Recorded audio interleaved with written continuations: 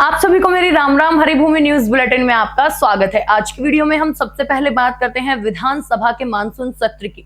विधानसभा सत्र के दूसरे दिन भी जोरदार हंगामा हुआ। पहले दिन कांग्रेस ने मनीषा मामले और प्रदेश में कानून व्यवस्था को लेकर काम रोक का प्रस्ताव सदन में रखा था। इस पर आज स्पीकर हरविंदर कल्याण ने सदन में कहा कि कांग्रेस विधायक गीता भुक्कल ने जो काम रोको प्रस्ताव रखा था वो नियमों के मुताबिक सही नहीं पाया गया, इसलिए उसे अस्वीकार किया गया। इसे लेकर सदन में विपक्षी विधायकों के हंगामे के कारण कई बार सदन स्थगित करना पड़ा। हालांकि सर्वदलीय बैठक में फैसले के बाद सदस्य द्वारा फिर से स्थगन प्रस्ताव दिया गया, जिसे स्वीकार कर लिया गया। इस पर अब कल चर्चा होगी, लेकिन इससे पहले सभी विधायी कार्य पूरे किए जाएंगे। वहीं दूसरे दिन विधायकों ने अपने हलके और प्रदेश के मुद्दे और शोर से उठाए। प्रश्नकाल के दौरान कांग्रेस विधायक गीता भुक्कल ने राज्य में जर्जर स्कूलों पर चिंता जताई। उन्होंने कहा कई ऐसे स्कूल हैं जिनकी बिल्डिंग बुरी हालत में है। पहले भी ऐसे स्कूल की बिल्डिंग का मुद्दा उठाया गया था। क्या सरकार राजस्थान जैसी घटना का इंतजार कर रही है? भुक्कल ने अपनी झज्जर विधानसभा के ऐसे स्कूल का नाम भी बताया। इस पर शिक्षा मंत्री महिपाल ढांडा ने कहा कि सरकार ऐसे स्कूल को गिरवा रही है, नए भवन के लिए निविदाएं निकाली जा रही हैं। वहीं महम से कांग्रेस विधायक बलराम दांगी ने महम में खस्ता हाल सड़कों का मुद्दा सदन के सामने रखा। उन्होंने कहा कि सीएम नायब सिंह सैनी ने घोषणा की थी कि 6 महीने के भीतर सभी सड़कों को गड्ढा मुक्त कर दिया जाएगा, लेकिन मुझे लगता है कि महम विधानसभा शायद हरियाणा में नहीं आती, इसलिए यहाँ की सड़कें ठीक नहीं हुई। डबवाली से आईएनएलडी विधायक आदित्य देवीलाल ने डबवाली को पूर्ण रूप से जिला बनाने की मांग रखी। बेरी से कांग्रेस विधायक रघुवीर काद्यार ने पूरे प्रदेश में जल भराव की समस्या का मुद्दा उठाया। उन्होंने कहा कि उनकी विधानसभा के गांव में 9000 एकड़ कृषि भूमि में जल भराव है, जिससे किसानों ने जो फसलें बोई थी वो खराब हो चुकी हैं। उन्होंने सरकार से किसानों को इस समस्या से निजात दिलाने और उनकी खराब हुई फसलों का मुआवजा देने की मांग की। रानिया विधायक अर्जुन चौटाला ने भी ध्यान आकर्षण प्रस्ताव में फसलों के मुआवजे की मांग की। बाडड़ा से विधायक उमेद सिंह ने खनन का मुद्दा उठाया। उन्होंने कहा कि गांव में खनन से काफी प्रदूषण हो रहा है और ग्रामीणों को इस समस्या से निजात दिलाई जाए। कांग्रेस विधायक आफ्ताब अहमद ने गुरुग्राम कैनाल में प्रदूषण का मुद्दा उठाया। इस पर सीएम नायब सिंह सैनी ने आश्वासन दिया कि कैनाल का प्रदूषण जल्द साफ किया जाएगा। उन्होंने बताया कि यमुना से दिल्ली के अंदर 16,000 टन कचरा साफ हो चुका है। सरकार 11 और जगह यमुना में एसटीपी लगाने जा रही है। अब खबर कांग्रेस के विरोध प्रदर्शन की। कांग्रेस ने भारतीय चुनाव आयोग के खिलाफ वोट चोरी के मुद्दे पर प्रदर्शन किया। कांग्रेस विधायकों ने पूर्व मुख्यमंत्री भूपेंद्र सिंह हुड्डा की अध्यक्षता में विधानसभा के गेट नंबर 1 पर मार्च निकाला।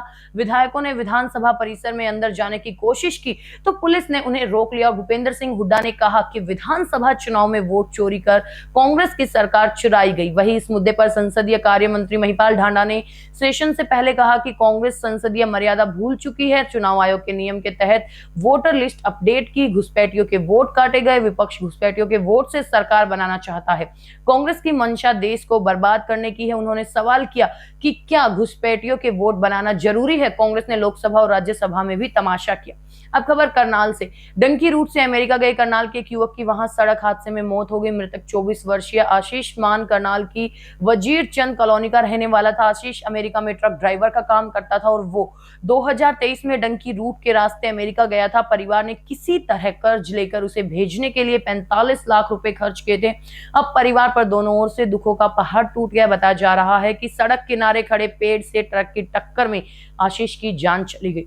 अब खबर एल्विस यादव के बारे में। गुरुग्राम में यूट्यूबर एल्विस यादव के घर पर हुई फायरिंग मामले में दिल्ली पुलिस स्पेशल सेल ने बड़ी कार्रवाई करते हुए 2 और शूटरों को गिरफ्तार कर लिया। जी हां, गिरफ्तार आरोपियों की पहचान फरीदाबाद के गौरव और आदित्य के रूप में हुई, जो दिल्ली के शाहबाद इलाके में छिपे हुए थे। बताया जा रहा है कि दोनों आरोपी कुख्यात गैंगस्टर हिमांशु भाऊ के लिए काम करते थे और उससे अमेरिका में रहते हुए सिग्नल ऐप के माध्यम से संपर्क में थे।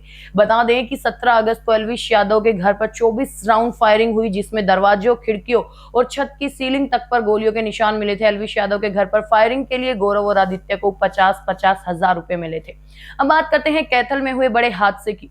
कैथल में सोमवार सुबह हरियाणा रोडवेज की बस ने पिकअप को टक्कर मार दी और हादसे में गाड़ी में सवार 4 लोगों की मौत हो गई, जबकि 3 लोग घायल हो गए। ये सभी पंजाब के फरीदकोट से गाड़ी में कुरुक्षेत्र के पिहुआ में एक कार्यक्रम में जा रहे थे। जैसे ही वो गांव क्योगड़ के पास पहुंचे तो हादसा हो गया। बस की टक्कर से गाड़ी पलट गई। इस गाड़ी में 7 लोग सवार थे। हरियाणा रोडवेज की बस हिसार डिपो की है। घटना की सूचना मिलते ही सदर थाना पुलिस मौके पर पहुंची और मृतकों और घायलों को अस्पताल पहुंचाया। मरने वालों की पहचान नरेंद्र, हकीकत, काकू सिंह और मक्खन सिंह के रूप में हुई। ये सभी फरीदकोट के रामेयाना के रहने वाले थे। अब अंत में बात करते हैं आयुष्मान योजना से जुड़ी खबर की। हरियाणा की इंडियन मेडिकल एसोसिएशन यानी IMA और सरकार के बीच आयुष्मान योजना के तहत बकाया 500 करोड़ रुपए को लेकर अहम बैठक हुई। इस बैठक में चीफ सेक्रेटरी अनुराग रस्तोगी और SCS स्वास्थ्य सुधीर राजपाल मौजूद रहे। चर्चा के दौरान कई मुद्दों पर सहमति बनती दिखी। हालांकि IMA ने साफ किया कि हड़ताल पर अंतिम निर्णय कल लिया जाएगा और IMA ने राज्य प्रधान डॉक्टर महावीर जैन ने बताया कि प्रदेश भर में करीब 650 प्राइवेट अस्पताल आयुष्मान योजना के तहत मरीजों का इलाज करते हैं, लेकिन अप्रैल से अगस्त तक का लगभग 500 करोड़ रुपए का बकाया अब तक जारी नहीं हुआ। इसी कारण मजबूरन 7 अगस्त से IMA ने आयुष्मान योजना के तहत निजी अस्पतालों में सेवाएं बंद की हुई है। डॉक्टर जैन ने कहा कि सरकार ने पहले वादा किया था कि 15 से 20 दिन के भीतर भुगतान कर दिया जाएगा, लेकिन वास्तव में 3 से 4 महीने तक भी पैसे नहीं मिलते। अब तक सिर्फ मार्च तक की पेमेंट हुई, जबकि अप्रैल से अगस्त तक की राशि लंबित है। इन्हीं मुद्दों पर बैठक में चर्चा हुई। IMA ने general secretary doctor Dhirendra Soni ने बताया कि मीटिंग के दौरान अधिकारियों ने आश्वासन दिया कि आयुष्मान योजना के तहत अस्पतालों की पेमेंट समय पर हो। इसके लिए योजना बनाई जाएगी ताकि आगे इस प्रकार की कोई परेशानी ना हो। 15 दिन के अंदर पेमेंट करना सुनिश्चित किया जाएगा।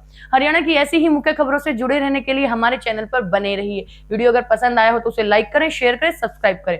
खबर को अगर विस्तार से जानना है तो हरिभूमि अखबार पढ़ें या फिर हरिभूमि वेबसाइट पर जाएं।